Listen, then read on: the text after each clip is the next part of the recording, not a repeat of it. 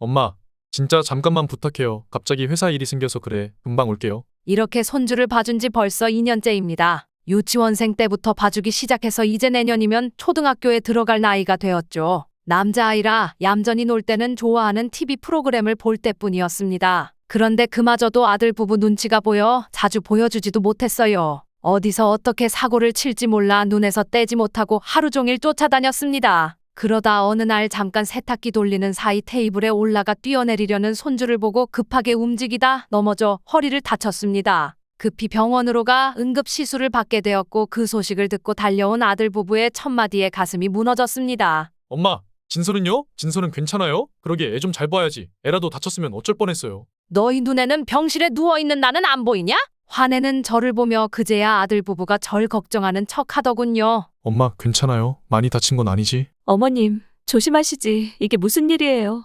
애 봐준 공은 없다더니 오히려 저를 탓하려 드는 말에 화가 치밀어 올라 그 자리에서 단호히 말했습니다. 너희한테 무슨 일이 있어도 단 10분이라도 애 봐줄 일 없으니까 이젠 너희가 알아서 해. 진서 지키려다 내가 이렇게 됐는데 걱정이나 죄송하단 말 한마디 없이 내 탓부터 하려는 거 보니 나중에 진서한테 무슨 일이라도 생기면 그땐 아주 큰일 나겠네. 전 그렇게 단호하게 말하고 아들 부부를 내쫓았습니다. 제가 잘했다고 생각하신다면 좋아요 눌러주세요. 30년 직장 생활을 하고 드디어 정년퇴직을 했습니다. 자식들이 축하해준다며 저녁에 찾아왔어요. 30년을 몸담았던 직장을 오늘을 마지막으로 떠난다고 생각하니 섭섭하면서도 한편으론 두렵더군요. 그래도 자식들 모두 결혼도 시켰고 노후 준비도 했으니 내 할 일은 다 했다는 생각에 감사했어요. 이런저런 감정에 젖어 있는 저에게 아들이 다가와 말을 걸었어요. 엄마, 이제 퇴직도 했겠다. 당분간 푹 쉬셔야죠. 어디 여행이라도 다녀오세요. 아직은 퇴직한 게 실감이 안 나네. 천천히 생각해봐야지. 엄마, 퇴직하고 이제 계획은 있으세요? 아직 생각한 건 없는데. 엄마, 그럼 이제 퇴직해서 할 일도 없는데 민서 좀 봐주세요. 유치원 데려다주고 다녀오면 간식 먹이고 태권도 학원 보내고 저녁만 먹이면 돼요. 내 퇴직을 축하해주러 온 게 아니라 민서 봐달라고 하려고 온 게 목적이었어?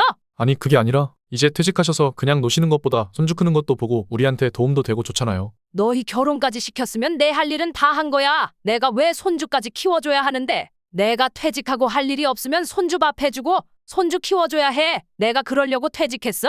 남도 아닌데 손주 봐달라는 게 죄예요? 뭐 그렇게 화를 내요? 미리 얘기해두는데 내가 퇴직했다고 해서 단 하루라도 손주를 봐줄 일은 없을 테니까 잠깐이라도 맡길 생각은 하지 마. 손주 맡길 생각이면 다신 찾아오지도 말고. 아들은 아직도 손주 맡기는 걸 포기하지 않는 듯 보였지만 저는 단호하게 말했습니다. 앞으로도 손주 봐줄 생각 절대 없습니다. 남은 인생은 오롯이 저를 위해 살 생각입니다. 제 남은 인생 응원하신다면 좋아요 눌러주세요. 엄마, 여기 엄마 집이고 엄마가 하던 일이니 엄마가 계속 해주시면 되잖아요. 아들이 합가 후 저에게 당당하게 한 말입니다. 아들 부부가 직장을 옮기면서 저희 집으로 이사를 들어왔습니다. 이사 오기 전에는 생활비는 반반 부담하기로 얘기하고 들어왔어요. 그런데 들어오고 나서는 아들이 뻔뻔하게 저에게 요구하더군요. 엄마, 생활비는 반반 내잖아. 근데 집은 엄마 집이고 우리 없을 때도 엄마가 집 청소며 집안일은 다 했으니 앞으로도 엄마가 다 하면 안 돼. 혼자 살 때와 3명이 함께 살 때를 어떻게 똑같이 보며 저런 말을 할 수 있는지 기가 막혔습니다. 안 돼. 집안일도 똑같이 나눠서 해야지. 우린 평일에 출근하고 회사 일도 바쁘잖아. 엄마가 좀 해줘요. 그럼 주말에는 너희가 해. 우린 쉬는 날이 주말뿐이 없는데 엄마가 다 해주면 좋잖아. 그냥 사는 것도 아니고 생활비도 내는데. 생활비 낸다고 자꾸 생색을 내는 아들이 정말 얄밉게 느껴졌습니다. 그럼 어쩔 수 없지. 일주일에 한 번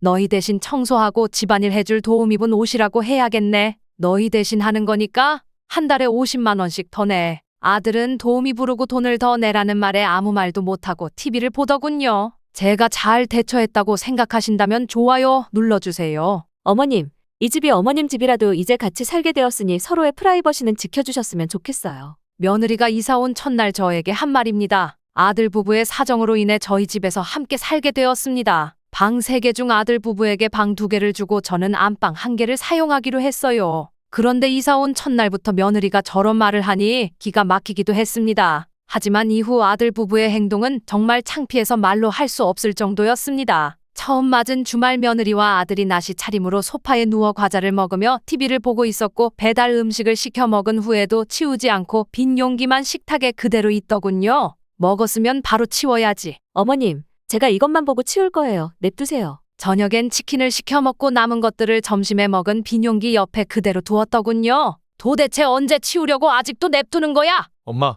이 드라마만 보고 치울게. 냅둬봐. 아들과 며느리는 똑같았습니다. 밤 12시까지 TV를 보던 아들 부부는 그대로 자기들 방에 들어가 잠들었고 남은 음식물과 쓰레기는 다음날 아침까지도 그대로였네요. 아들 방 문을 열어보니 급하게 벗어놓은 옷들이 널브러져 있었고 전쟁터가 따로 없었습니다. 치워주자니 억울하고 그대로 살자니 답답하고 이대로는 정말 못 살 것 같아요. 이런 아들 부부 내보내야 한다고 생각하신다면 좋아요 눌러주세요. 엄마, 이번에 지연이가 임신했어. 맞벌이에 진서까지 키우고 임신까지 하니 많이 힘든가 봐. 당분간만 같이 지내면 안 돼? 며느리의 둘째 임신 소식에 아들이 부탁을 해왔습니다. 맞벌이에 아이 키우고 또 임신까지 했으니 얼마나 힘들까 싶어서 허락했어요. 하지만 하루 이틀 오는 것도 아니고 매일 부딪히며 함께 살다 보니 불편하고 힘든 게 한두 가지가 아니었습니다. 그래도 며느리가 더 힘들겠지 하는 마음으로 참으며 지냈죠. 그런데 시간이 지날수록 아들은 온갖 잔소리와 간섭을 하기 시작했습니다. 엄마,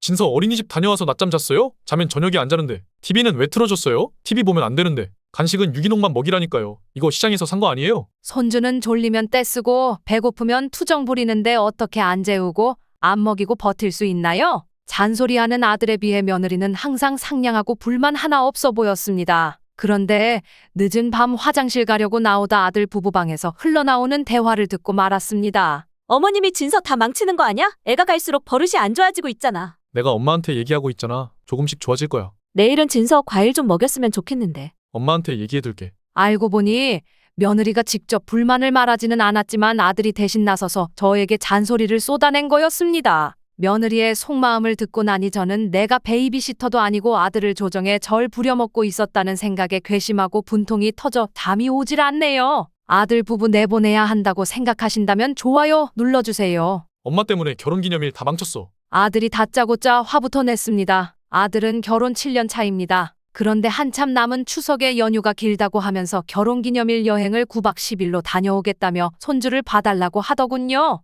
매년 결혼기념일 여행 때 손주를 봐줬었어요. 그래도 보통 2박 3일 정도였죠. 이번에는 너무 길어 안 된다고 했더니 아들이 화를 내기 시작했습니다. 명절이고 9박 10일이면 너무 길잖아. 엄마도 약속도 있을 거 아니야. 매년 해줬으면서 이번에는 왜 안 된다고 해요? 좀 해줘요. 남도 아니고 손주 봐달라는 건데. 이번엔 안 돼. 엄마, 갑자기 너무한 거 아니야? 부탁해도 모자랄 판에 화를 내는 아들에게 저도 화가 났습니다. 엄마가 내 자식 봐주는 부모야? 5월 연휴 때 봐주기로 한 것도 안 봐줘. 너희가 데려가든 여행을 취소하든 알아서 해. 단호하게 전화를 끊었습니다. 아들은 계속 전화를 걸어왔지만 저는 받지 않았어요. 그러자 아들이 카톡으로 문자를 보냈습니다. 엄마, 너무한 거 아니야. 5월 여행은 취소도 안 되는데 엄마가 책임져. 애를 봐주든지 돈을 주든지 해. 저는 기가 막혔습니다. 그래서 이렇게 답장을 보냈습니다. 이제 절대 안 봐줘. 너희가 알아서 해. 이제 절대 손주를 봐주지 않겠다는 제 결심이 잘한 일이라고 생각하신다면 좋아요 눌러주세요. 엄마, 저희 집에서 같이 살아요. 와이프도 찬성했어요. 요즘 경기가 좋지 않아 남편 사업도 어려워졌습니다. 더 어려워지기 전에 정리하고 이제 좀 편하게 쉬어야 하나 생각하고 있었죠. 그런 저희에게 아들이 자기 집에서 함께 살자고 하니 고민이 되면서도 뭉클했습니다. 내 아빠랑 상의해볼게. 대신 그 집 팔고 그 집 판 돈 미리 저한테 상속해 주시면 안 돼요? 어차피 저 주실 건데 사업 어려워져서 집까지 문제 생기기 전에 주시는 게 좋지 않을까요? 우리가 걱정돼서 하자는 합가가 아니라 상속받을 돈이 줄어들까 걱정돼서 꺼낸 계산된 말이었네요.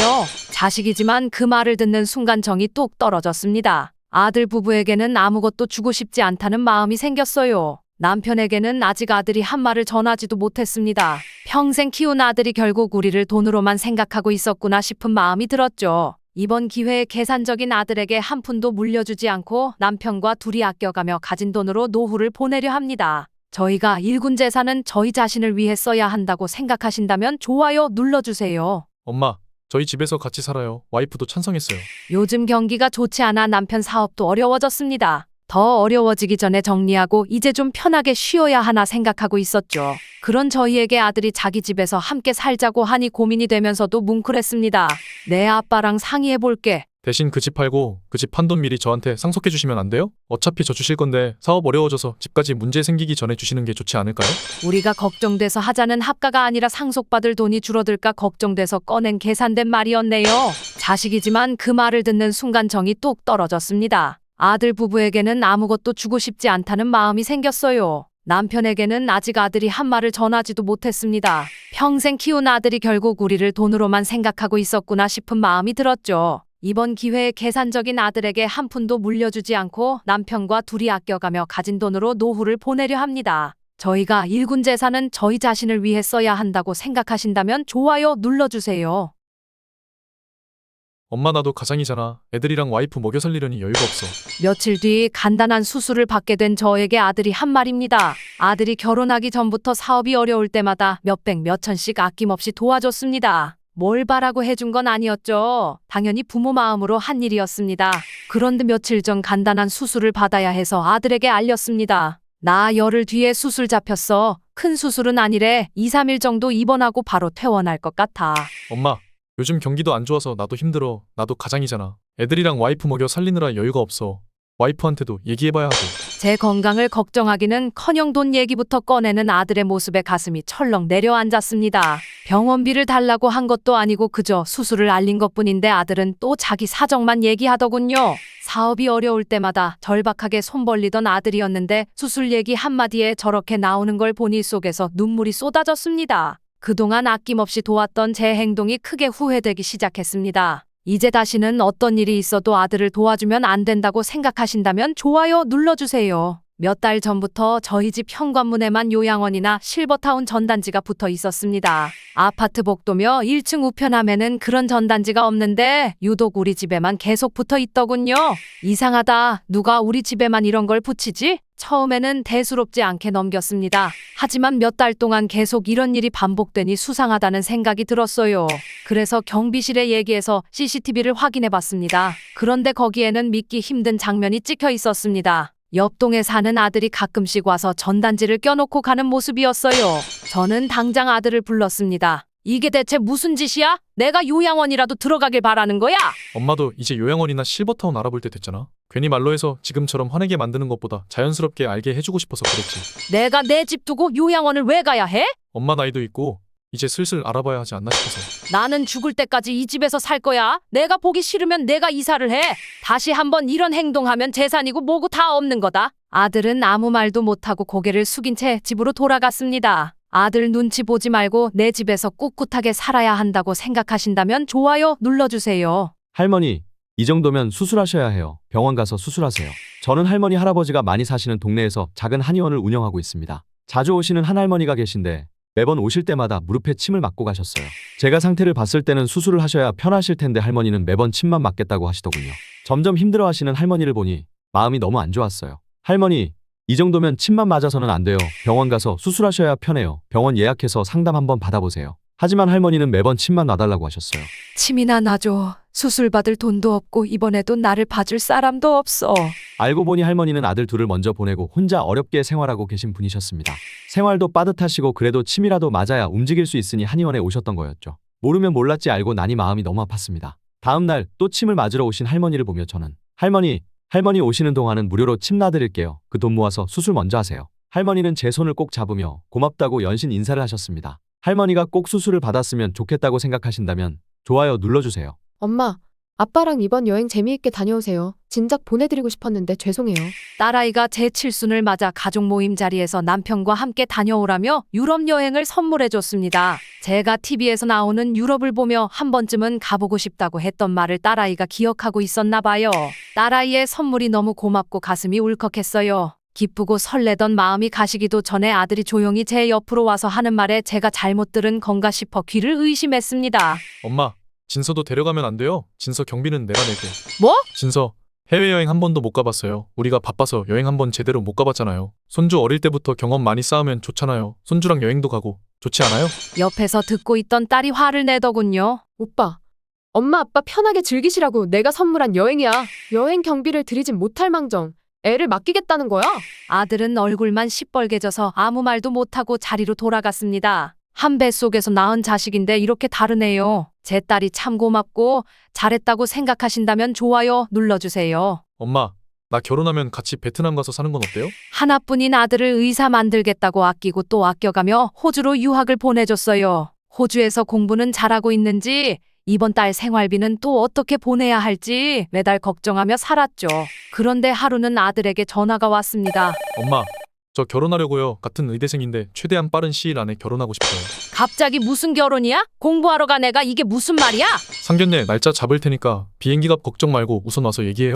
그렇게 저는 갑작스럽게 호주에 다녀왔어요. 아들은 같은 학교 의대생 베트남 출신 아이와 결혼하겠다고 하더군요. 그 아이는 베트남에서 3대째 의사를 하는 집안의 딸이었어요. 아들은 무척 좋아하고 있었고 저는 말이 통하지 않으니 무엇이 어떤지도 잘 모르겠더라고요. 그저 아들 뜻만 존중하며 상견례를 마치고 결혼식 날짜를 잡기로 했습니다. 너무 빠르고 갑작스럽게 일이 진행돼 정신이 없었는데 얼마 후 아들이 다시 전화를 걸어왔어요. 엄마, 결혼식은 아무것도 신경 쓰실 필요 없어요. 그래도 자식이 결혼하는데 왜 신경 쓸 게 없어? 한국에서 한 번, 베트남에서도 한 번 더 하기로 했어요. 그런데 엄마, 왜? 돈 필요해. 엄마도 계산하고 있어. 아니요. 그게 아니라 저 결혼하면 엄마도 베트남 가서 사시는 건 어때요? 뭐? 그게 무슨 말이야? 장인어른이 자기 집이 넓으니까 엄마랑 같이 들어와 사는 건 어떠냐고 하셨어요. 내가 말도 안 통하는데 거기서 뭐 하며 살라는 거야? 그리고 내 집 두고 눈치 보며 사돈댁에서 살라는 거야? 제가 엄마 혼자 계셔서 힘들 것 같다고 핑계를 댔더니 그렇게 말씀하시더라고요. 됐다. 난 죽을 때까지 여기서 살 거야. 내가 결정한 거니 너 인생은 내가 알아서 해. 저는 그렇게 아들에게 말했지만 이 결혼 잘하는 건지 걱정이 됩니다. 그래도 아들의 결정이니 그에게 맡기는 게 맞다고 생각하신다면 좋아요를 눌러주세요. 아들이 결혼을 한다고 합니다. 이제 제 할 일은 다 끝낸 것 같고 마지막 숙제를 마친 것 같다는 생각이 들었어요. 아들 결혼을 대비해 3억 원을 모아뒀어요. 서울의 아파트는 못 사주더라도 제가 할 수 있는 선에서 최대한 마련한 돈입니다. 그런데 아들이 저녁에 들어와 식사 중에 묻더군요. 엄마, 우리 신혼집은 어디다 얻어야 할지 의논 중인데 어디로 해야 할까? 너희 회사 다니기 편한 곳으로 적당한 가격대에서 잘 의논해서 알아보면 되지. 근데 엄마, 지연이가 지연이가 왜? 혼수를 전부 할부로 하고 갚는 건 같이 갚자고 해. 그게 무슨 소리야? 요즘 반반하는 게 대세래요. 그냥 우리가 같이 벌어서 같이 갚자는데. 그럼 집도 반반해야지. 그 말을 듣고 아들은 아무 말 없이 밥만 반쯤 먹고 말더군요. 아들 결혼시킬 때 떵떵거리게 해주진 못해도 흉은 안 되게 하려고 온갖 것 아끼고 고생하며 그렇게 모은 돈인데 과연 이게 맞는 건가 싶은 마음이 듭니다. 이 돈을 아들에게 주는 게 맞는 건지 마음이 복잡하고 생각이 많아지네요. 이런 고민되는 게 당연하다 생각하신다면 좋아요 눌러주세요. 얘야, 적당히 좀 하자. 적당히. 참다 못해 며느리에게 화를 냈습니다. 친정이 없는 며느리가 손녀를 낳고 산후조리원에서 퇴원하면서 저희 집에서 머물기로 했어요. 몸도 마음도 많이 지쳤을 테니 당분간 손녀를 봐주기로 했죠. 그런데 아들 부부가 들어온 첫날 며느리가 현관문에 뭔가를 붙이더군요. 소음 금지, 방문 시 벨 대신 문자 부탁드려요. 라는 문구였습니다. 얘야, 이건 왜 붙인 거야? 아이가 아직 어린데 소음에 약하잖아요. 그러니 미리 예방해야죠. 처음에는 그려려니 했습니다. 그런데 며칠 뒤 손녀를 보겠다고 동네 아줌마들이 찾아와서 벨을 눌렀어요. 어머니, 제가 아이 소음에 약하다고 적어뒀는데 친구들은 밖에서 만나셔야죠. 벨 누르고 와서 시끌시끌하면 저랑 애는 어떡하란 말이에요? 전 정말 너무 창피했습니다. 동네 아줌마들 앞에서 소리를 지르는 며느리를 보니 정말 쥐구멍에라도 숨고 싶었어요. 그 이후로는 아줌마들을 집에 부르지도 못하고 커피숍에서 만나거나 다른 집에서 모이고 있습니다. 이제는 집이 사람 사는 집 같지 않아요. 눈치 보여서 까치발로 다니고 TV도 제대로 못 보고 불편한 게 한두 가지가 아닙니다. 이게 제 집인지 아들 부부 집인지 헷갈릴 정도예요. 며느리가 너무 예민하고 유별나게 아이를 키운다고 생각하신다면 좋아요 눌러주세요. 아빠, 마지막으로 딱 한 번만요. 이번만 도와주세요. 아들이 집에 찾아와 남편에게 사업 자금을 도와달라고 사정을 했어요. 남편은 자식이든 남이든 돈 빌려줄 거면 그냥 줬다고 생각해야 한다는 주의였고 그래서 자식들에게도 돈 문제만큼은 항상 냉정했습니다. 그런 아들의 모습을 보니 저는 너무 안쓰러웠어요. 사업 자금이 부족해서 이리 뛰고 저리 뛰며 부탁하고 사정할 아들을 생각하니 마음이 아팠죠. 그래서 저는 남편 몰래 조용히 아들에게 전화를 했습니다. 얼마나 필요한 건데? 3천만 원이요. 이번 계약만 따면 다 해결할 수 있어요. 엄마가 당장 3천만 원이 어딨니? 내 아빠가 꼭 쥐고 있는데. 엄마가 아빠한테 얘기 좀 잘해주면 안 돼요? 돈 문제는 눈 하나 깜짝 안 하는 사람이란 거 너도 알잖아. 그럼 엄마가 보증 좀 서주세요. 그럼 해결할 수 있어요. 아들이 너무 간절해 보였고 저는 결국 남편 몰래 보증을 서고 말았습니다. 그런데 6개월쯤 지났을까요? 아들과 연락이 끊겼습니다. 전화도 받지 않고 집에 찾아가도 집에도 없었어요. 결국 은행에서 전화가 왔습니다. 아들이 연락이 되지 않고 대출 상환도 연체 중이라고요. 남편 몰래 저지른 일이라 너무 걱정이 됩니다. 저는 어떻게 해야 할까요? 남편에게 하루라도 빨리 알려야 한다고 생각하신다면 좋아요 눌러주세요. 엄마, 나 혼자 못 살겠어. 애들 들어올 때까지 엄마 집에서 지낼게. 아들이 결혼한 후 조기 교육이 중요하다며 손주와 며느리만 외국으로 떠났어요. 손주 잘 되라고 외국에 보낸 지 6개월이 지났는데 혼자 떨어져서 돈만 벌게 된 아들이 안쓰럽더군요. 그래서 저녁이라도 챙겨 먹이자는 생각에 허락했어요. 그런데 이 아들이 집에 들어오더니 엄마, 반찬이 이게 다야? 고기 없어? 엄마, 내 속옷은 안 빨아놨어? 내 셔츠 다림질은 해줬어? 아침 저녁으로 투정 부리고 저녁에 집에 와서는 소파에 누워 TV를 보거나 게임만 하는 아들을 보니 얄밉기만 하더군요. 생활비는 언제 줄 거야? 엄마, 나 기러기 아빠야. 돈 벌면 아들 학비 보내야지. 내가 돈이 어딨어. 결혼 전보다 더 저를 부려먹고 생활비 한 푼 안 내고 자기만 생각하며 돈 아끼려는 아들을 보니 정말 괘씸해집니다. 자기들밖에 모르는 아들 그래도 잘 되라고 계속 데리고 있어야 할지 아니면 내보내야 할지 고민이 됩니다. 이런 아들 내보내야 한다 생각하신다면 좋아요 눌러주세요. 이 결혼은 없던 일로 하는 게 좋겠습니다. 상견례 자리에서 아빠가 여자친구 어머님께 하신 말입니다. 아빠는 그렇게 말씀하시고는 자리에서 일어나 나가버리셨어요. 4년을 만난 여자친구와 결혼하기로 하고 드디어 상견례 자리를 갖게 되었습니다. 기분 좋게 부모님을 모시고 상견례 장소에 가서 식사도 맛있게 하고 차를 마시며 이야기를 나눴어요. 그런데 여자친구 어머님께서 저희 부모님께 이렇게 말씀하시더군요. 우리 아이 결혼하고 살 집은 정하셨나요? 귀하게 키운 딸이라 전 서울 쪽에 아파트 자가로 해주셨으면 좋겠네요. 여태 손에 물 한 방울 안 묻히고 귀하게 키웠는데 결혼해서 고생하는 건 보기 싫을 것 같네요. 안 그런가? 정서방? 결혼해서도 공주처럼 모시고 잘 살 거지? 저는 당황했습니다. 저희 부모님 앞에서 그런 말씀을 하시다니 저도 모르게 부모님 눈치를 보게 되더군요. 평소 과묵하시던 아빠가 갑자기 입을 여셨습니다. 죄송합니다. 이 결혼은 못 시킬 것 같습니다. 우리 아들도 제가 얼마나 귀하게 키웠는데 서울에 자가까지 해가며 공주 모시듯 살라니 제 아들이 아까워서 말이죠. 저희 인연은 여기까지인 것 같습니다. 이만 일어나 보겠습니다. 일어나서 자리를 뜨시는 아빠의 뒷모습에 처음엔 당황스러웠지만 시간이 지나니 오히려 아빠께 죄송스럽더군요. 여자친구에게는 비싼 가방도 척하니 선물하면서 정작 부모님께는 용돈 한 번 제대로 드린 적 없었던 제 자신을 반성하게 되었습니다. 여자친구 어머니의 말씀은 결국 나중에 저에게 큰 부담이 될 수도 있었겠구나 싶어 후회는 없습니다. 저희 아빠 멋있다고 생각하신다면 좋아요 눌러주세요. 엄마 집이라도 같이 생활하는 건데 생활비는 반반 내고 사는 게 맞지 않아요? 아들 부부 집이 재건축에 들어가면서 4년만 같이 살자고 하더군요. 전세 자금으로 나갈 돈을 투자해서 이자 비용을 줄이게 도와달라고 했어요. 방은 2개나 비어있고 돈이 필요한 아들 도와줄 여유는 없으니 이렇게라도 도움이 되자 싶었죠. 아들 부부가 들어오니 저녁 한 끼라도 챙기게 되더라고요. 시장에서 장을 봐서 정성스레 음식을 해두면 아들 부부는 배달 음식을 시켜 먹기 바빴어요. 아들 부부의 생활을 존중하려고 나중에는 제가 먹을 음식만 따로 해 먹곤 했습니다. 그런데 하루는 아들이 저녁 식사 중에 그러더군요. 엄마, 아무리 엄마 집이라도 이제 같이 사는데 생활비를 정해서 반반 내는 게 어때요? 돈 모으려고 엄마 집에 들어왔는데 지출이 더 많아진 것 같아.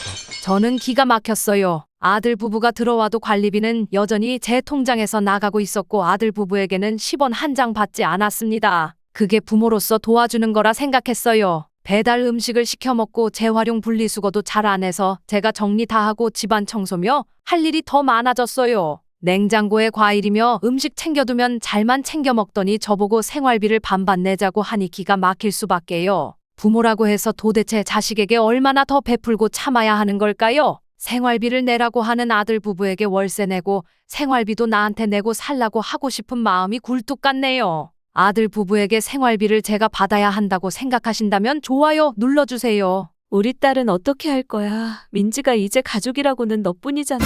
재혼한 저는 초등학교 다니는 아들과 아내와 잘 살고 있었습니다. 그런데 15년 전 이혼한 아내가 연락을 해왔어요. 나야, 꼭 할 얘기가 있어. 마지막이라 생각하고 시간 좀 내줘. 무슨 일인가 궁금하면서도 내심 걱정이 됐어요. 아내에게 미리 얘기를 하고 만나러 갔습니다.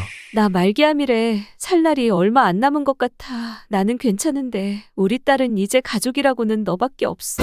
순간 심장이 덜컥 내려앉으며 정신이 혼미해지더군요. 이혼한 전 아내는 가족이 없습니다. 딸아이는 고등학생인데 사춘기 때부터 저에 대한 감정이 좋지 않았어요. 저를 만나면 눈을 흘기고 다시는 보기 싫다며 도망가듯 가버리곤 했어요. 그래서 전 와이프는 딸아이가 이해할 때까지 만나지 않는 게 좋겠다고 해서 여태 만남도 거의 없었습니다. 딸을 데려오자니 지금의 가정이 무너질까 두렵고 딸아이의 심리적인 부분도 걱정됩니다. 그렇다고 데려오지 않자니 아직 고등학생인 딸아이가 혼자 어떻게 지낼 수 있을지 상상만 해도 마음이 아픕니다. 아직 지금의 아내에게는 말도 꺼내지 못했습니다. 저는 어떻게 해야 하는 걸까요? 엄마, 집 팔았어요. 저희 10월에 이사 들어갈게요. 의논도 없었고 허락도 없었는데 아들은 저에게 통보를 했어요. 무슨 말이야? 너희가 집을 팔았는데 왜 우리 집으로 들어온다는 거야?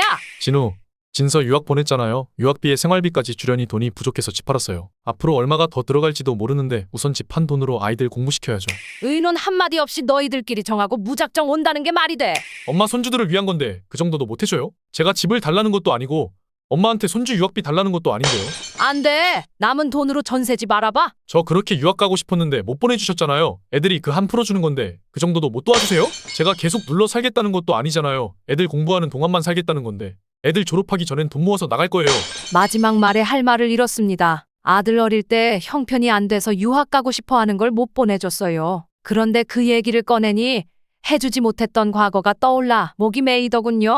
불편할 거 뻔히 알아서 합가는 싫은데 마음이 약해지네요. 받아주지 말아야 한다고 생각하신다면 좋아요를 눌러주세요. 평생 살던 제 집이 아파트로 재개발되면서 3년 정도는 아들 부부 집에서 지내기로 했습니다.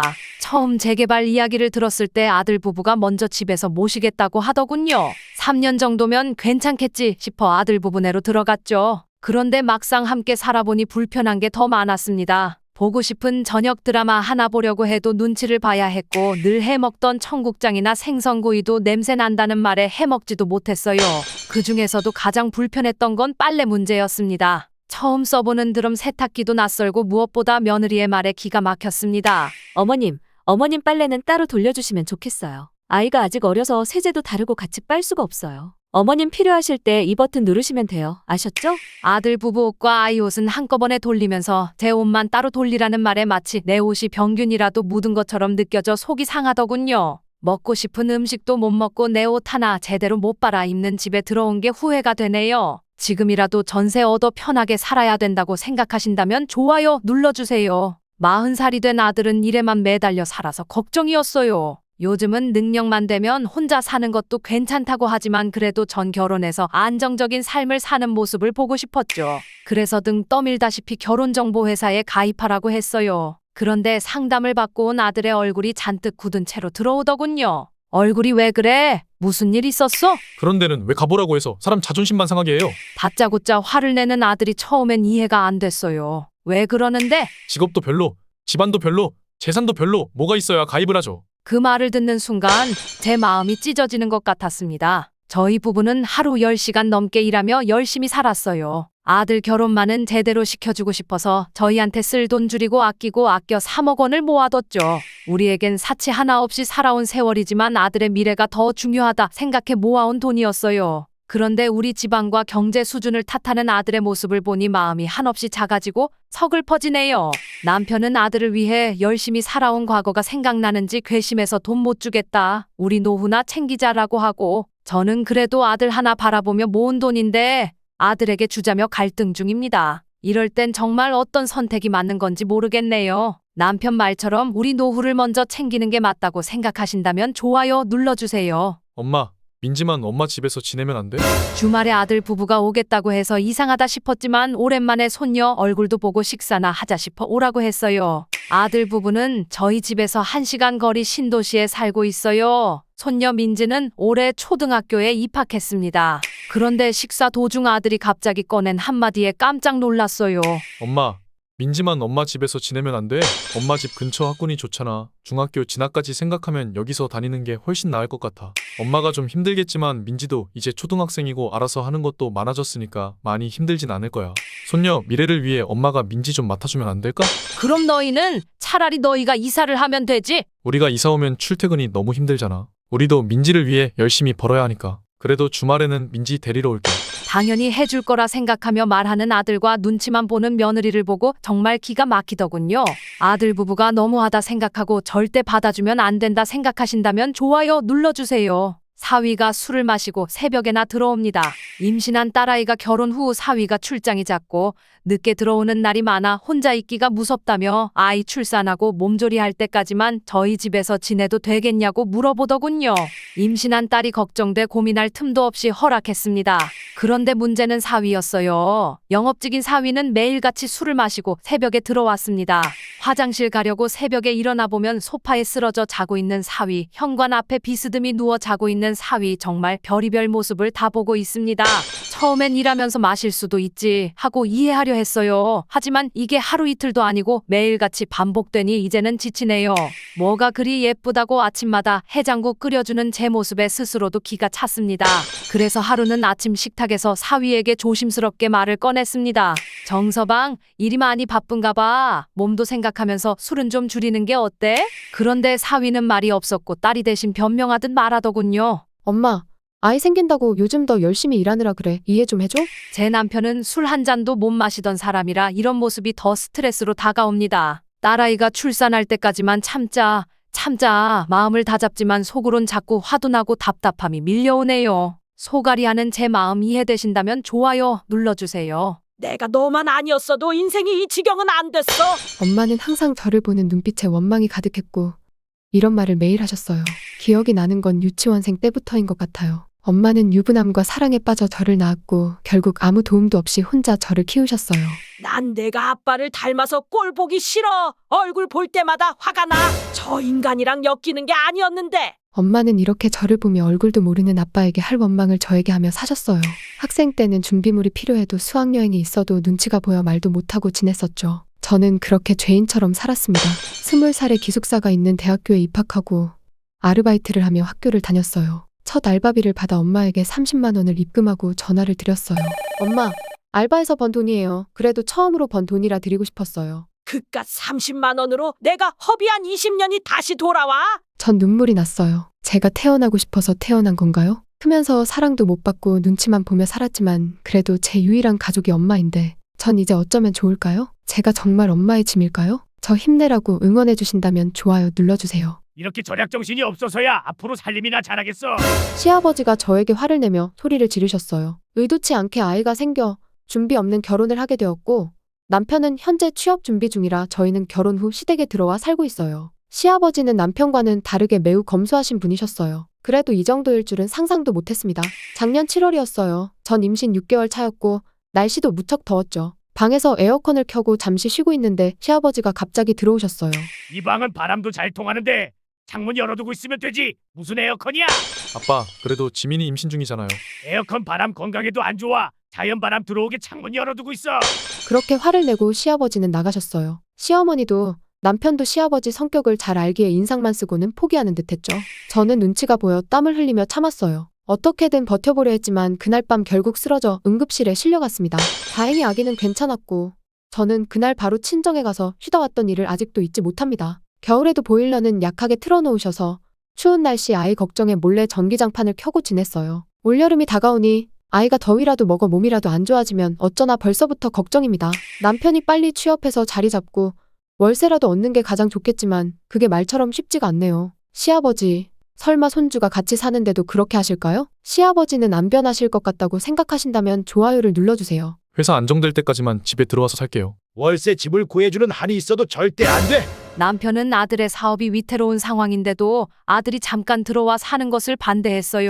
저는 그런 아들이 너무 안쓰러워 상의도 없이 아들 부부와 손주를 데리고 들어왔습니다. 남편은 여전히 화가 많이 나 있는 상태였지만 저는 개의치 않았어요. 그런데 얼마 전 아들은 출근하고 며느리는 저에게 아이를 맡긴 채 잠시 볼일을 보러 나갔다가 들어왔어요. 어머니, 진서 TV 보여주면 안 된다고 했잖아요. 그리고 TV 보며 밥 먹이면 안 된다고 말씀드렸잖아요. 손주가 좋아하는 만화 한 편을 틀어주고 TV 보는 손주에게 김 싸서 밥 먹여주는 저에게 며느리가 잔소리를 하더군요. 그래, 미안해. 진서가 뗐으니 안 해줄 수가 있어야지. 밥때가 됐는데 애 굶길 수도 없어서. 그때부터 저는 며느리 눈치가 보이더군요. 며칠 후 저녁에 방 안에서 아들과 며느리가 싸우는 소리가 들렸어요. 우리 언제까지 여기서 이렇게 살아야 돼? 시어머니가 진서한테 하는 것도 그렇고 더 이상 답답해서 못 살겠어. 조금만 참아. 이번 위기만 넘기면 돼. 힘들고 불편한 거 아는데 좀만 참아줘. 미안해. 정말 답답해 미치겠네. 진서 교육 잘못되기만 해봐. 저와 남편은 밖에서 그 대화를 듣고 말았습니다. 남편은 화가 나서 아들 부부를 불렀습니다. 5천만 원 입금해 줄 테니 일주일 안에 집 구해서 당장 나가. 내가 반대했는데도 내 엄마가 너희 안쓰럽다고 불러들여서 내가 말 안 하려 했는데 이게 무슨 경우냐. 앞으로 아무리 어려워도 다시는 집에 들어와 살 생각하지 마라. 그리고 더 이상 도움도 없을 테니 알아서 해라. 내 엄마 아픈데도 손주 봐주겠다고 저렇게 고생을 하는데 고마운 줄도 모르고. 남편은 그렇게 아들 부부를 내보냈습니다. 저희 남편이 잘했다고 생각하신다면 좋아요 눌러주세요. 사위가 투자를 잘못해서 망하고 딸과 손주를 데리고 저희 집에 들어왔습니다. 함께 살기 시작한 지 벌써 1년이 되었네요. 사위는 입버릇처럼 저와 딸에게 이렇게 말했습니다. 이거 한 방이면 다시 성공할 수 있어요. 이번에는 무조건 된다니까요.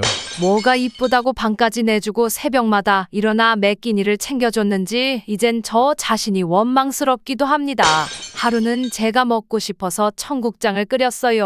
장모님, 요즘 누가 이런 거 먹어요? 아침부터 냄새나서 잠도 깼잖아요. 딸은 아무 말도 못하고 눈치만 보더군요. 그 뒤로도 나물 반찬에 김치찌개를 내놓으니 사위가 또 화를 내더군요. 고기 없어요? 제가 무슨 초식동물도 아니고 맨날 풀만 주시네요. 김치찌개에 고기 안 넣으실 거면 참치라도 넣어주시지. 제가 이번 한 것만 성공하면 다 갚는다니까요. 저도 결국 참다 못해 화를 냈습니다. 내가 자네 식모인가? 아침마다 밥 차리는 게 쉬운 줄 알아. 앞으로는 너희가 알아서 차려 먹어. 사위는 얼굴이 벌겋게 달아오르더니 현관문을 쾅 닫고 나가버렸습니다. 손주는 울고불고 난리가 났고요. 정말이지 뻔뻔하고 못된 사위 이제는 내보내야 된다 생각하신다면 좋아요 눌러주세요. 엄마, 병원 치료 받으실 동안만 저희 집에서 지내세요. 병원 왔다 갔다 하시는 것도 힘드시고 제가 매번 모셔다 드리는 것도 쉽지 않아 걱정돼요. 당분간만 같이 지내요. 서울 병원 치료 때문에 자주 오가던 저에게 아들이 이렇게 말해줬습니다. 저는 한적한 동네에서 이웃들과 가족처럼 지내며 살고 있었는데 당분간 서울 큰 병원에 다니며 검사와 치료를 받아야 했어요. 왕복 4시간 거리 저도 점점 지쳐가고 있었고 아들 걱정도 덜어주고 싶어 잠시 아들 집에서 지내기로 했습니다. 그런데 아들 집이 그렇게 불편할 수가 없더군요. 며느리는 일주일에 한두 번씩 친구들을 불러 모임을 했고 그 외의 날엔 아침 일찍 나가 밤 7시가 넘어서야 들어왔습니다. 친구들이 오는 날이면 눈치 보여 방에서도 못 나왔고 내가 여기서 발 뻗고 편히 있을 자리가 맞나 싶었습니다. 술 냄새 풍기고 들어오는 날도 잦았고 저녁 식사는 거의 매일 배달 음식이었어요. 그래도 아들 부부의 생활이니 제가 뭐라 할 수도 없었죠. 그저 치료 끝날 때까지만 참고 지내자고 다짐했어요. 그런데 하루는 밤 10시가 넘어서 만취한 며느리가 들어왔습니다. 거실에서 방방 뛰며 노래를 부르고 말리는 아들에게 욕까지 하더군요. 그 모습을 보고 도저히 더는 참을 수 없어 다음날 새벽 첫 차를 타고 제 집으로 내려왔습니다. 몸 치료하러 왔다가 마음의 병이 생길 것 같더군요. 아들이 전화를 여러 번 했지만 받지 않았습니다. 이젠 안 보고 사는 게 낫겠다 싶었어요. 아들 부부 그냥 알아서 살게 두고 제 건강부터 챙기며 살아야 한다 생각하신다면 좋아요 눌러주세요. 엄마, 내가 부탁했는데 이렇게밖에 못해줘요. 저는 올해 82입니다. 무릎도 성치 않고 여기저기 아픈 곳이 많아지고 있어요. 그런데 얼마 전 딸에게서 전화가 왔습니다. 엄마, 시아버지가 갑상선암 수술받고 집에 계시는데 엄마가 반찬 좀 해다 주면 안 될까? 지금 병간호 중인데 엄마가 반찬만 해주셔도 큰 도움이 될 것 같아서. 사돈댁이 수술 후 회복 중이시라니 반찬이라도 해드리면 좋겠다는 마음에 시장에서 장을 봐서 제철 재료들로 정성껏 반찬을 만들어 찾아갔어요. 딸은 시아버지 병간호 중이었고 사위는 거실 소파에 누워 TV를 보고 있더군요. 그 모습을 보는데 마음이 편치는 않았지만 내색은 하지 않았어요. 딸이 반찬을 하나하나 정리하고 있을 때 사위가 반찬을 보며 한마디 하더군요. 장모님, 아버지 수술하신 환자인데 이런 반찬을 어떻게 드시라고요? 좀 생각해서 해다 주시면 좋잖아요. 딸도 눈치를 보며 말했습니다. 엄마, 이건 시아버지 못 드시지. 또 만들어야겠네. 그 말을 듣는데 서운하고 속에서 화가 치밀어 오르더군요. 그래서 제가 힘들게 만든 반찬들 하나도 남기지 않고 전부 열어 싱크대에 버려버렸습니다. 그렇게 마음에 안 들면 사서 먹던가 자네가 해서 먹게. 그리고는 말없이 딸네 집을 나와버렸습니다. 감사함도 모를 뿐더러 배려도 없는 딸 부부에게 이제는 기대도 마음도 모두 접기로 했습니다. 앞으로는 제 자신만 생각하며 살아야겠어요. 딸 부부가 괘씸하다 생각하신다면 좋아요 눌러주세요. 친정이 없는 며느리가 갑자기 몸이 안 좋아져서 아들이 저에게 부탁을 해오더군요. 엄마, 정말 죄송한데 지연이 몸 회복될 때까지만 같이 지내면 안 될까요? 애절하게 부탁하는 아들 모습을 보니 마음이 쓰이기도 했고 집이 넓어 작은 집으로 이사할까 고민 중이던 차에 방 2개 정도 내주면 되겠지 싶어 허락했어요. 혼자 살다가 함께 살게 되니 불편한 점도 많았지만 손주의 웃음소리에 위안을 삼으며 지냈습니다. 그런데 며칠 전 2박 3일 여행을 다녀왔는데 집에 돌아와서 너무 놀라고 말았습니다. 제가 옷방으로 쓰던 방이 손주의 놀이방으로 바뀌어 있었고 제 옷들은 침대 밑에 구겨져 내쳐져 있더군요. 이게 뭐야? 미리 말이라도 하고 했어야지. 엄마, 손주 놀이방 겸 공부방으로 쓸 거예요. 엄마 손주잖아요. 같이 사는 집인데 양보 좀 해주세요. 의논까지 필요한 일이에요. 회복될 때까지만 지낼 거라더니 놀이방까지 만들 필요가 있는 거야? 그 말에 아들은 대답도 없이 손주를 안고 방으로 들어가 버리더군요. 들어올 때부터 나갈 마음은 없었던 거구나 하는 생각이 들었습니다. 괘씸한 아들 당장 내쫓을 수도 없고 그렇다고 제가 나갈 수도 없고 참 답답한 심정입니다. 처음부터 합가하지 말았어야 했다고 생각하신다면 좋아요 눌러주세요. 저 화분이 어떤 화분들인데 마음대로 버리는 거냐? 너희도 당장 나가! 아들 사업이 어려워져 아들 부부와 손주까지 함께 지내게 되었어요. 어쩔 수 없는 합가였지만 불편함을 말로 다 할 수는 없었죠. 그래도 아들이 집을 팔아가며 사업을 이어갈 정도로 힘든 상황이니 싫은 티는 내지 못하고 허락했어요. 며칠 전 동네 아주머니들과 1박 2일 여행을 다녀왔는데 집에 돌아오니 베란다에 애지중지 키운 화분들이 사라져 있었어요. 얘야, 여기 내 화분들 다 어디 갔니? 화분들이요. 제가 버렸어요. 뭐라고? 지금 이게 무슨 짓이야? 아이도 같이 있는 집인데 흙에서 벌레도 나오고 날아다니잖아요. 손주한테 얼마나 안 좋은지 아세요? 여기가 내 집이야? 왜 내가 애지중지 키운 것들을 허락도 없이 마음대로 버려? 저도 여기 들어오고 싶어서 들어온 거 아니에요. 지호 아빠가 사업만 잘했어도 이런 일 없었겠죠. 그 순간 가슴이 턱 막히고 말문이 막혀버렸습니다. 사업이 어려운 게 제 잘못도 아닌데 자식이 뭐라고 말문이 막히더군요. 제 마음의 위로였던 화분들이 버려져 너무 속상하네요. 며느리가 100번 잘못했다고 생각하신다면 좋아요 눌러주세요. 새해 첫날 아들 부부가 저희 집으로 들어왔어요. 엄마, 죄송한데 이 빚 갚을 때까지만 신세 좀 질게요. 다른 이유도 아니고 빚이 생겨서 갚느라 갈 곳이 없다는 아들 부부를 참아내칠 수는 없었어요. 작은 집에 모여 살자니 여간 불편한 게 아니었지만 아들이 빚 없이 살 수 있도록 최대한 배려했죠. 마음 같아서는 전셋집이라도 해주고 싶었지만 제 노후도 생각해야 해서 가지고 있는 돈은 지켜야겠다고 마음먹었습니다. 그렇게 4개월 정도 지냈는데 며느리가 살림을 한다고 해도 손주도 봐줘야 하고 집안 살림은 예전보다 3배는 늘어난 것 같았어요. 혼자 살 때와는 전혀 다른 하루하루라 지치고 힘들더군요. 어느 날 저녁 식사를 하는데 며느리가 말하더군요. 어머님, 집안일이 너무 많죠. 저희 따로 살 때는 건조기도 있고 식기세척기도 있고 로봇 청소기도 있어서 별로 안 힘들었는데 이 집에선 할 게 너무 많아요. 저는 며느리가 가전을 다 사려고 저런 말을 하나 싶었어요. 살림만 하다 하루가 끝나는 것 같아요. 제 볼일도 하나도 못 보는 것 같고 그래서 말인데요. 집안일 분담해서 했으면 해요. 요일마다 나눠서 하면 어떨까요? 정말 기가 막혔습니다. 아들이 갖고 있는 그 빚도 며느리가 투자해서 큰돈 벌겠다며 나섰다가 사기당해 생긴 건데 그런 상황에서 뻔뻔하게 저한테 집안일을 나눠서 하자고 하니 말이죠. 전세집이라도 해줘서 내보내고 싶지만 그럴 여력도 없고 너무 화가 납니다. 아들 부부 도대체 어떻게 해야 할까요? 아빠, 엄마 없이 혼자 어떻게 지내시려고요? 당분간 저희가 들어가서 같이 살게요. 와이프가 떠난 뒤 아들이 절 걱정하며 해준 말이었어요. 아내의 빈자리가 커서 저도 혼자 사는 게 자신이 없었기에 그 말이 고맙고 의지가 되더군요. 그렇게 아들 부부와 합가한 지 한 달쯤 됐는데 솔직히 혼자 사는 것보다 같이 사는 게 더 힘들었습니다. 하루는 퇴근하고 집에 들어왔는데 며느리가 반겨주더군요. 아버님 오셨어요. 식사하셔야죠. 상냥하게 맞아주는 며느리의 모습에 깜짝 놀랐어요. 민소매의 정말 짧은 반바지 차림으로 저를 맞이하니 어디에 시선을 둬야 할지 몰랐어요. 주말에는 거실에서 TV를 보는데 베란다에 걸린 빨래를 보고 또 한 번 놀랐습니다. 제 셔츠 옆에 며느리의 속옷이 나란히 널려 있었거든요. 너무 민망해서 결국 아들을 조용히 불러 말했어요. 지연이가 속옷은 베란다에 널고 옷은 너무 짧아서 눈 둘 곳도 없고 내가 너무 민망하구나. 아빠는 참 요즘 다 그래요. 너무 불편해하지 마세요. 아들에게 준 주의는 아무 소용이 없었어요.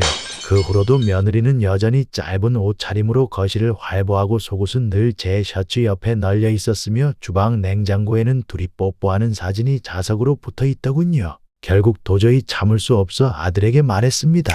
나 혼자가 더 편할 것 같구나. 더 이상 내 걱정은 하지 말고 너희는 너희 집에서 너희 방식대로 살아라. 그렇게 저는 아들 부부를 다시 내보냈습니다. 제가 잘한 선택이라 생각하신다면 좋아요 눌러주세요. 나는 며느리 힘들게 안 해. 너희끼리 잘 살면 됐지. 결혼 전에 시어머니께서 저에게 하셨던 말이에요. 그래서 저는 시어머니가 정말 좋은 분이라고 생각했었죠.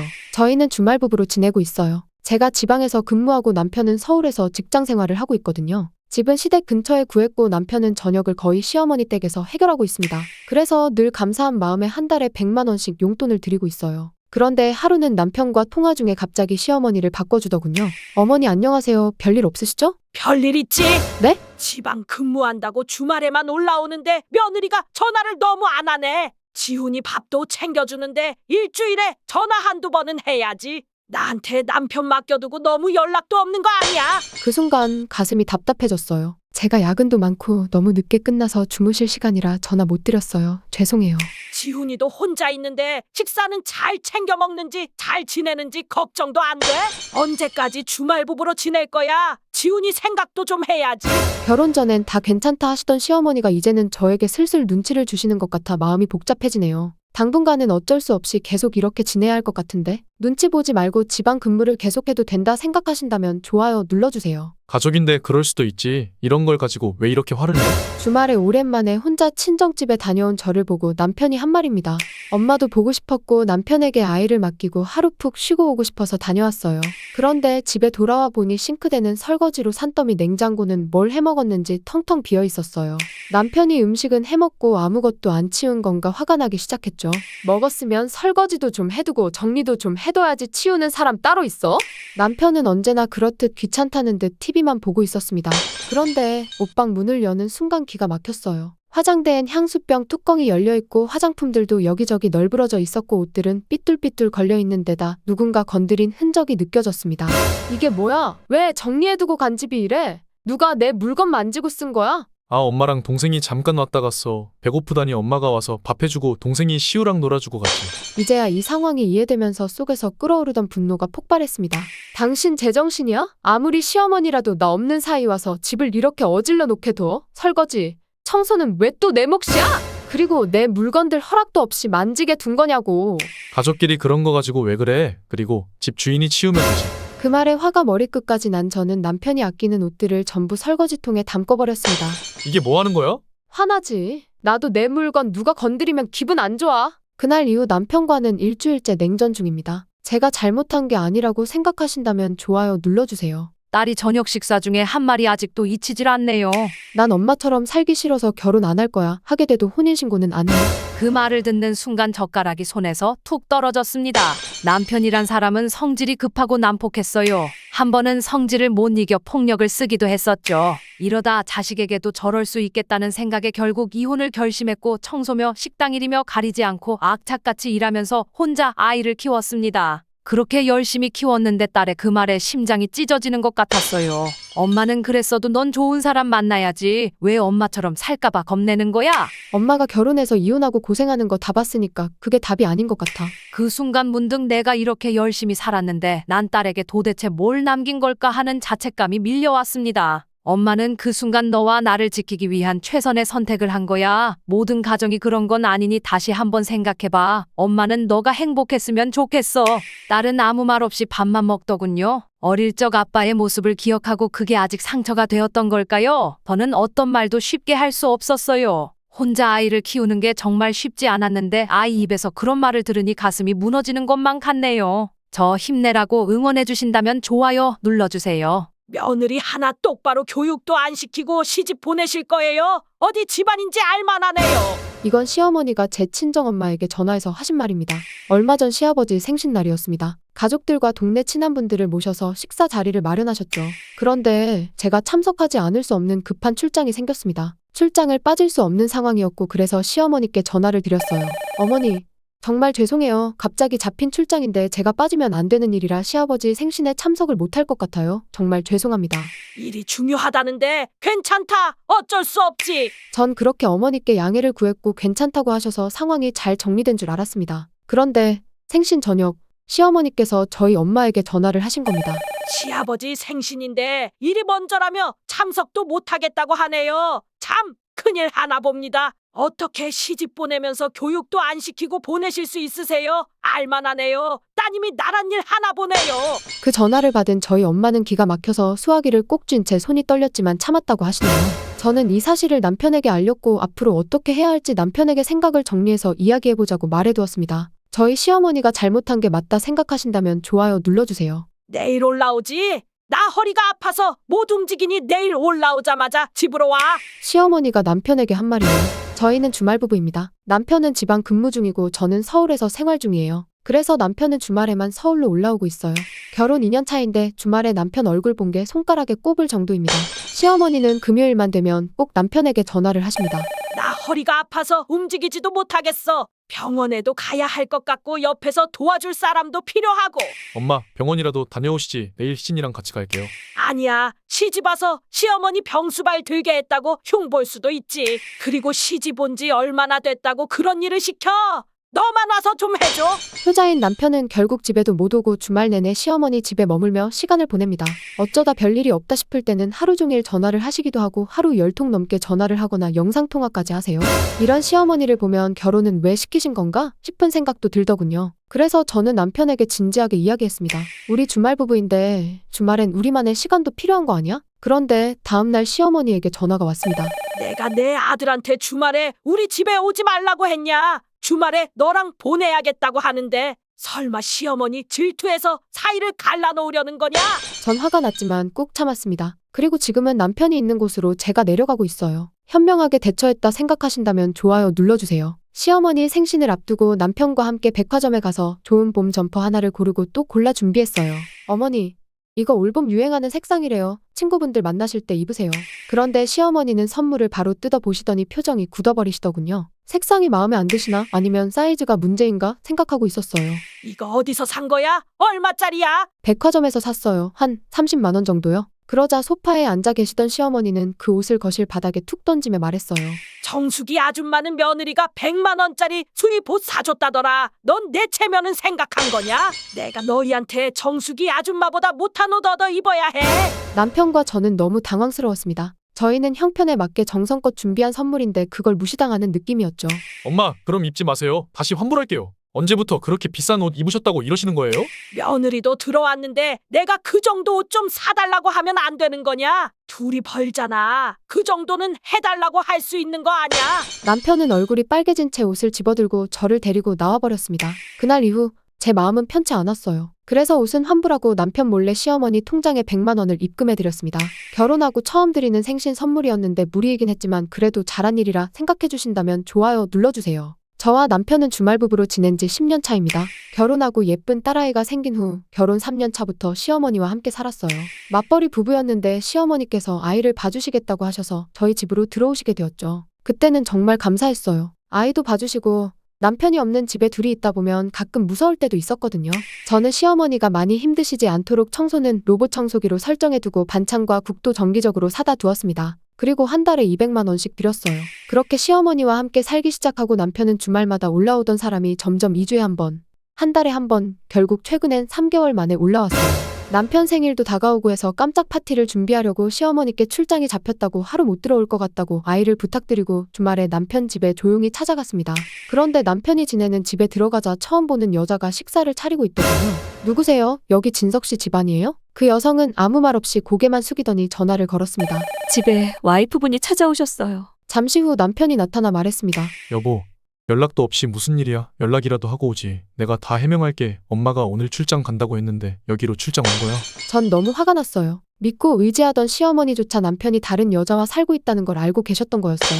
저는 지금 이혼을 준비 중입니다. 하지만 남편보다도 더 의지했던 시어머니에게 더 실망스럽고 더 화가 납니다. 같은 여자로서도 서로 의지하며 살아왔는데 저한테 이러실 수 있나요? 앞으로 저와 제 딸 나쁜 일은 다 잊고 잘 살라고 응원하신다면 좋아요 눌러주세요. 딸아이가 결혼하겠다며 상견례 날짜를 잡았습니다. 하지만 저는 그 자리에 가지 않기로 했습니다. 딸이 5년 정도 연애를 했는데 참 성실하고 딸에게 잘한다고 생각해서 결혼을 승낙했어요. 그런데 며칠 전 딸아이가 울면서 집에 들어오더군요. 엄마, 그 사람 신용불량자래. 그래서 나한테 피해주기 싫다고.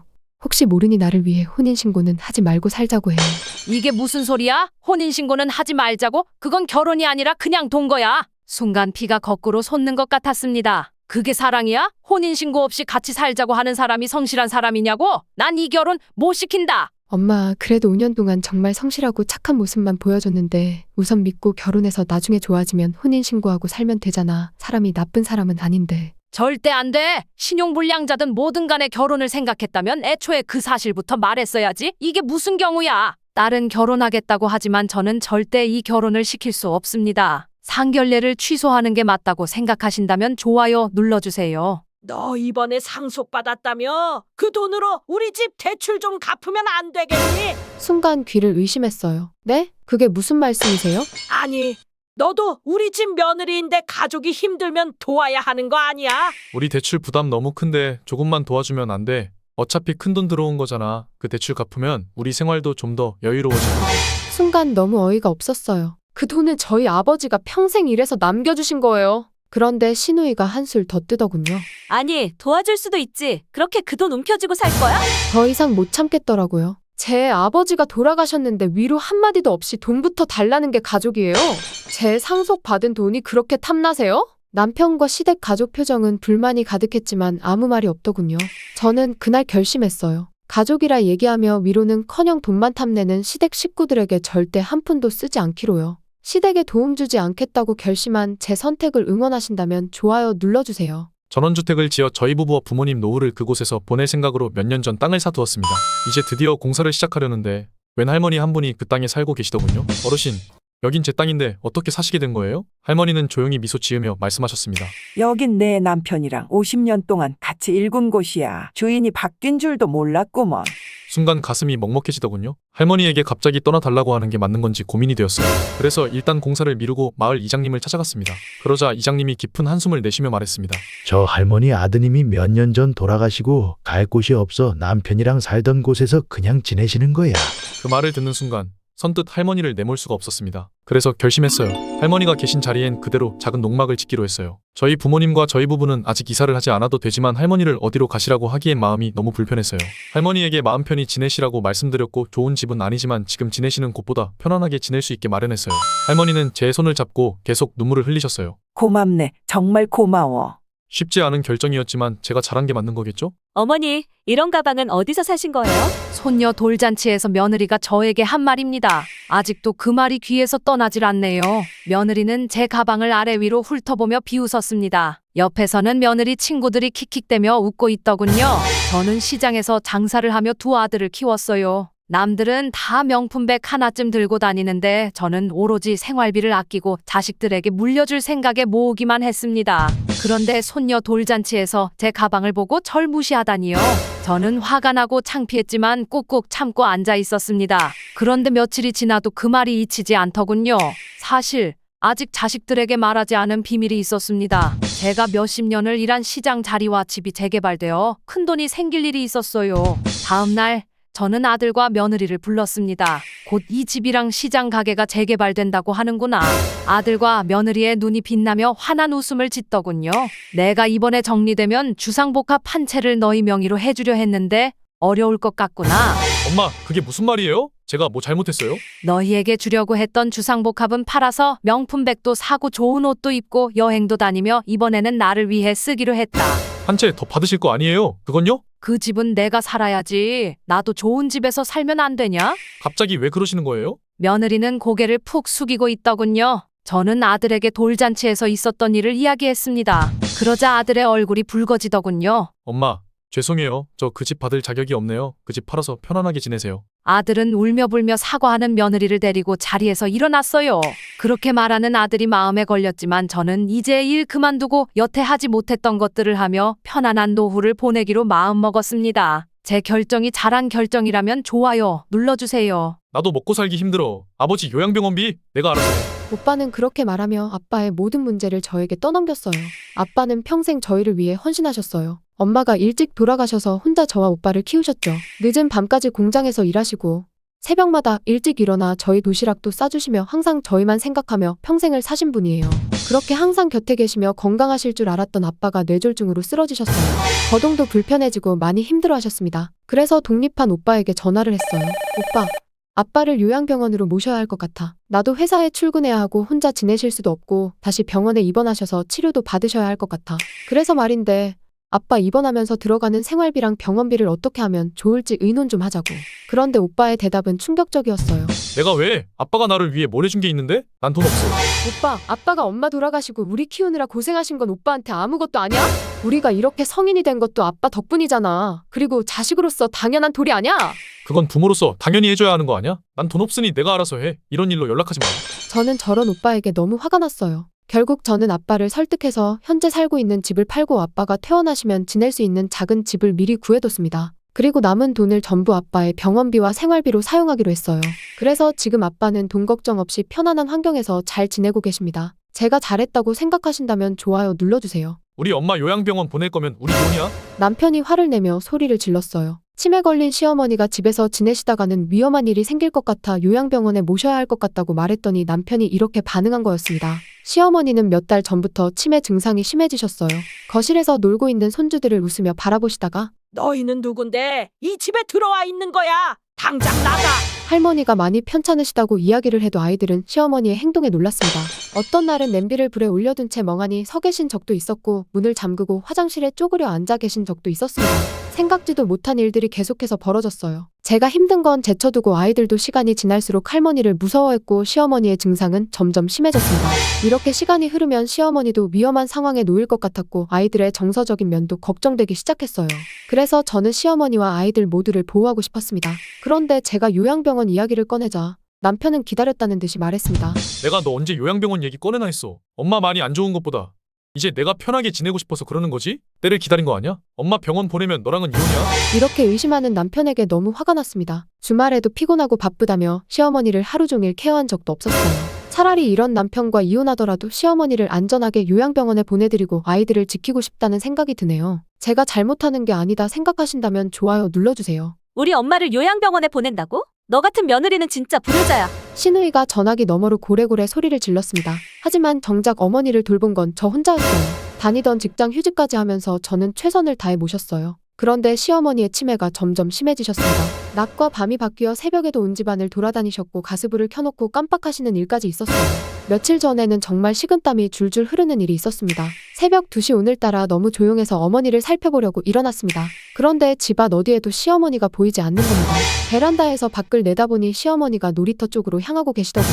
저는 너무 놀라 허겁지겁 내려가 어머니를 모셔왔어요. 그날 이후 이렇게 지내다가는 정말 큰일 나겠다 싶었습니다. 그래서 남편과 상의 끝에 요양병원에 모시기로 했죠. 의사 선생님도 입원하시는 게 좋겠다 하셨고 어머니도 편하게 계실 수 있는 곳이었습니다. 그런데 이 소식을 듣자마자 시누이가 난리를 친 겁니다. 엄마를 그렇게 버릴 거면 며느리 노릇도 하지 마. 너 같은 사람이 무슨 가족이야? 저는 조용히 한마디 했습니다. 그럼 저 불효자 할 테니 어머니 모실래요? 시누이는 순간 당황한 얼굴로 조용해지더군요. 아, 나는 애도 어리고 다니는 직장도 휴직이 어려워서.